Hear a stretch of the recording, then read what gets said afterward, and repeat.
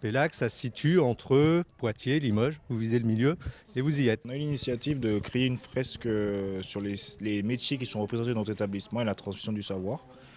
Donner la possibilité aux élèves de travailler avec une artiste reconnue internationalement, c'est très intéressant et enrichissant. L'artiste, vous pouvez nous en dire quelques Oui, mots? donc l'artiste, elle est de Limoges, elle s'appelle Sema Lao. Elle a fait des fresques dans beaucoup de pays en Europe, etc. Donc elle est très connue et on a été ravis de travailler avec elle. Alors Baptiste, toi tu as bossé un peu sur la fresque. C'était un beau rendez-vous ça? Ah oui, j'ai beaucoup aimé. Puis la façon dont on a peint, on n'a pas pris des rouleaux ou des pinceaux. On a fait directement à la bombe. C'était une autre façon de faire de la peinture. Vous êtes au cœur de l'ancienne ville, hein, puisqu'elle s'est développée sur 3 ou 4 niveaux, cette ville-là. Donc là, c'est la partie vraiment ancienne, la magnifique église de plusieurs époques. Ici, vous voyez la partie gothique et la partie romane est derrière, puisqu'il y a 2 nefs dans cette église. C'était une ville murée à l'origine, hein, avec 19 tours et 3 portes.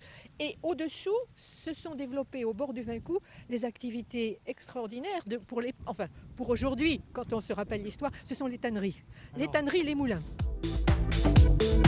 Écoutez, je suis avec le petit dernier-né de la ferme. Je suis en compagnie de Claude Souchot, qui est éleveur et qui est aussi président du salon Technova.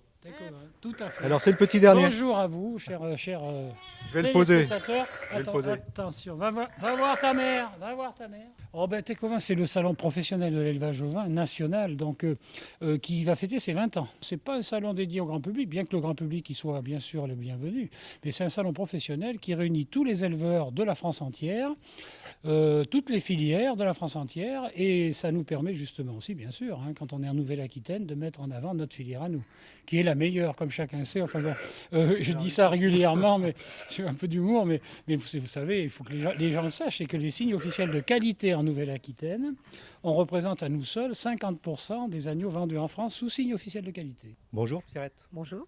Qu'est-ce que vous pouvez nous dire sur cet auteur, écrivain? Alors, je ne veux pas vous parler d'une façon très universitaire de l'écrivain Jean Giraudoux. C'est un écrivain, homme de théâtre, romancier, diplomate qui est né à Bellac. Ce qu'on a conservé surtout, c'est sa maison. C'était la maison de son grand-père qui était vétérinaire à Bellac. Et c'est une maison qui a été rachetée par la ville dans les années 60 et qui a été transformée à l'époque en centre culturel.